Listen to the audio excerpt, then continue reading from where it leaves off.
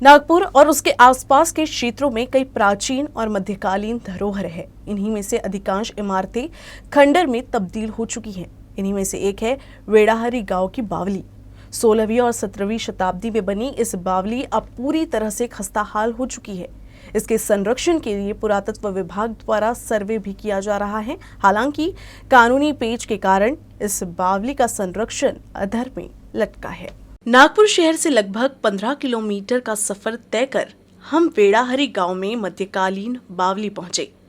उपराजधानी नागपुर में मौजूद ये बावली खुद में कई रहस्य समेटे हुए हैं। कोई इसे सल्तनत काल में बना हुआ बताता है तो कोई इसे मुगल काल में। मोटा मोटी लगभग 16वीं या 17वीं शताब्दी में ये बनकर तैयार होने की जानकारी है।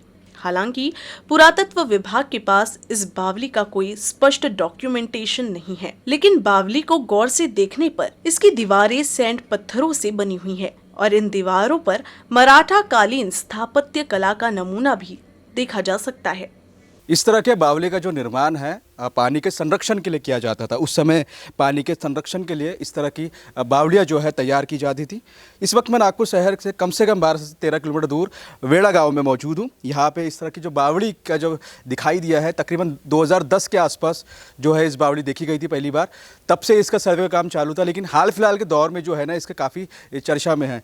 आर्कोलॉजी सर्वे ऑफ इंडिया की तरफ से इसका सर्वे का काम किया जा रहा है, ये जानने के लिए आखिर इस बावली का निर्माण कब हुआ है। लेकिन बताया ये भी जा रहा है कि इस मुगल कालीन या मराठा कालीन दौर में ही इस बावड़ी का निर्माण किया गया होगा। हालांकि इसकी पुख्ता जानकारी नहीं है।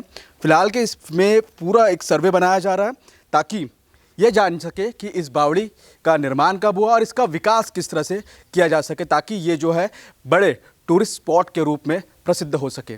पुराने वक्त में पानी के संरक्षण के लिए इस तरह की बावली बनाई जाती थी ताकि लोगों को अकाल के वक्त में पीने का पानी मिलते रहे। हालांकि मौजूदा समय में ये बावली पूरी तरह खंडर में तब्दील हो चुकी है। 2015 से इसके संरक्षण के लिए प्रस्ताव भेजा गया था, जो अब तक लंबित बताया जा रहा है। हालांकि राज्य की पुरातत्व विभाग के कर्मचारी इस बावली की देखरेख और सर्वेक्षण के लिए यहाँ का सर्वे कर रहे हैं।